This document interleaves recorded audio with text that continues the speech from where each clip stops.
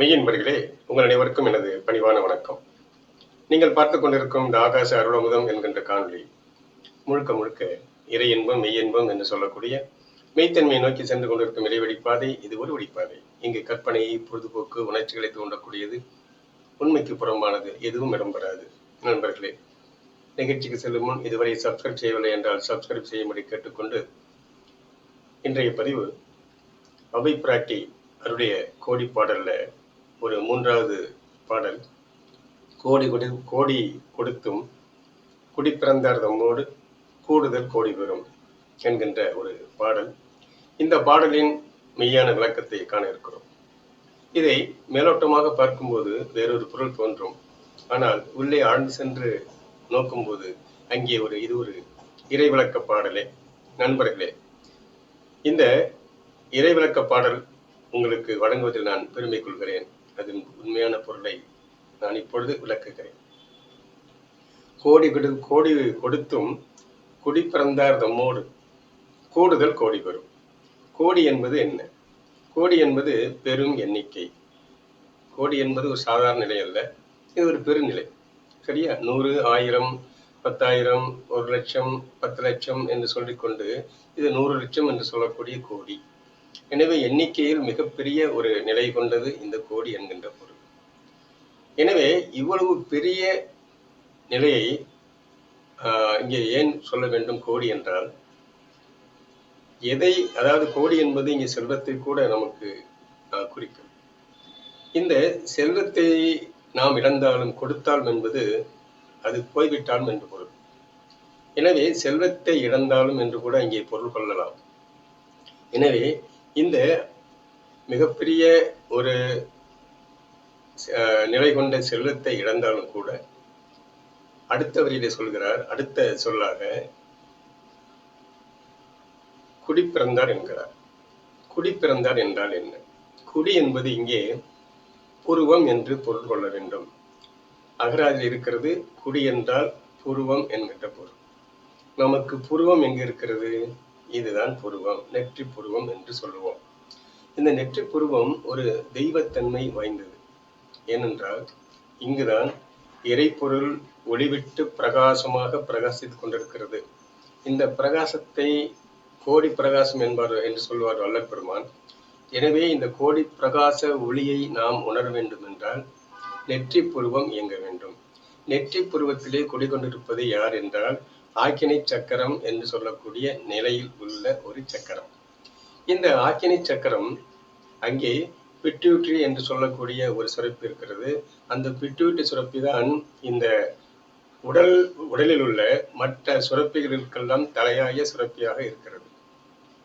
எனவே அறிவியல் படி பார்த்தால் கூட நெற்றி புருவத்தில் இருக்கக்கூடிய இந்த பட்டாணி அளவில் உள்ள அந்த பிட்யூட்டரி சுரப்பி உடல் முழுவதும் இருக்கக்கூடிய மற்ற சுரப்பிகளை கட்டுப்படுத்தி தலைமை சுரப்பியாக இருந்து கொண்டிருக்கிறது.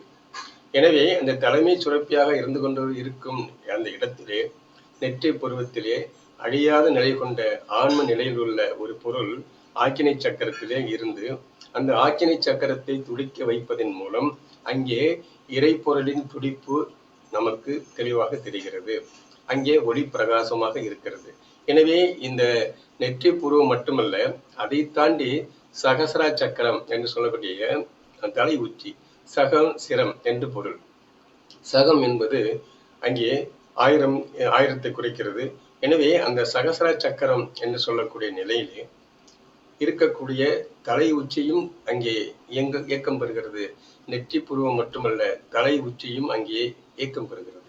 எனவே இந்த பிரதான பகுதியாகிய தலைப்பகுதியிலே இறைவன் இருந்து கொண்டு இயங்கிக் கொண்டிருக்கிறான். அங்கேதான் இறைவன் பிறப்பது என்றால் அங்கே இருக்கும் நிலை என்று பொருள். துடிப்பு நிலை என்பதுதான் இங்கே பிறப்பாக சொல்கிறார்.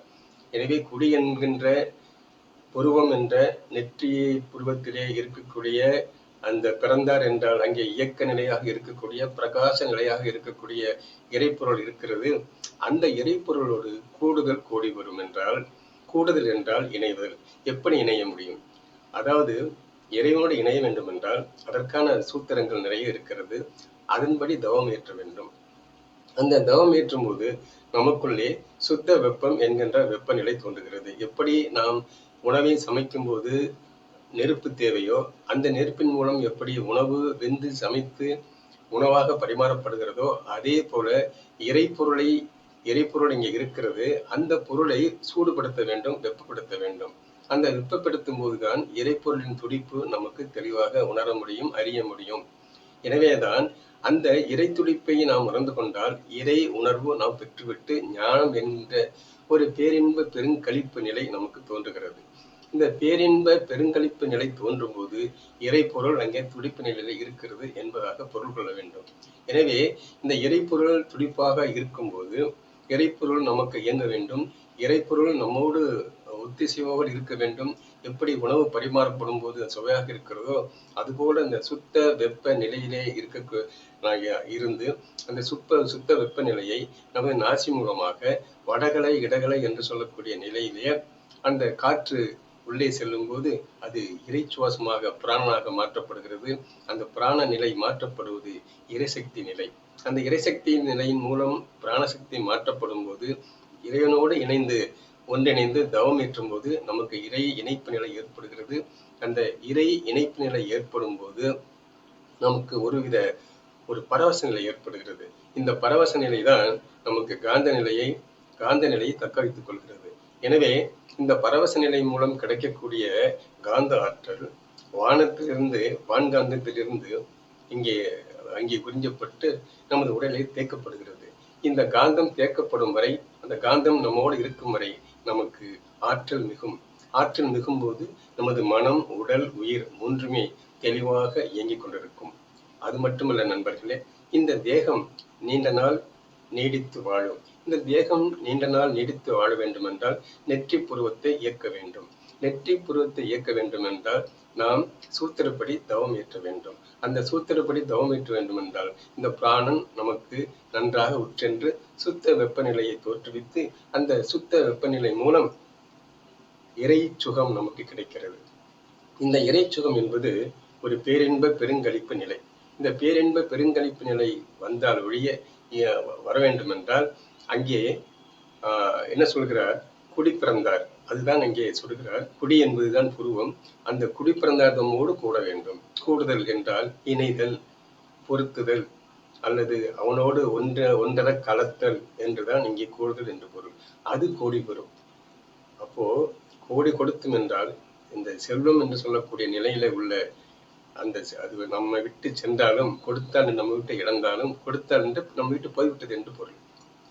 கூடுதல் கோடி பெறும் என்றால் இந்த நிலையாக இருக்கக்கூடிய ஞான அறிவு இருக்கிறது அல்லவா? இந்த இறைவனை உணரக்கூடிய ஞான அறிவு என்று சொல்லக்கூடிய நிலைதான் உண்மையான செல்வம். அந்த உண்மையான செல்வம் என்பது ஞான செல்வம். அந்த ஞான செல்வம் தான் இங்கே கோடி பெறும் என்கிறார். எனவே மனிதனாக பிறந்த ஒவ்வொருவரும் நாம் உச்சகட்ட ஒரு பிறவி நிலையில இருக்கிறோம். எனவே இந்த உச்சகட்ட பிறவில இருக்கக்கூடிய நிலையிலே இறைவனோடு இணையாமல் நாம் வீண் பொழுது கழித்தோம் என்றால் நமக்கு என்ன கிட்டும் என்பதை நீங்கள் உணர்ந்து கொள்ள வேண்டும். எனவே இந்த இறைவனோடு இணைம் நிலையை நாம் இந்த பாட்டின் மூலம் உள்வாங்கிக் கொண்டு இந்த பாட்டின் கருத்தை நாம் எடுத்துக்கொண்டு, எனவே இந்த பாட்டிலே கூறக்கூடிய கருத்து இறைவனோடு இணைவதுதான் உண்மையான செல்வம். அதுதான் நிலையான செல்வம்.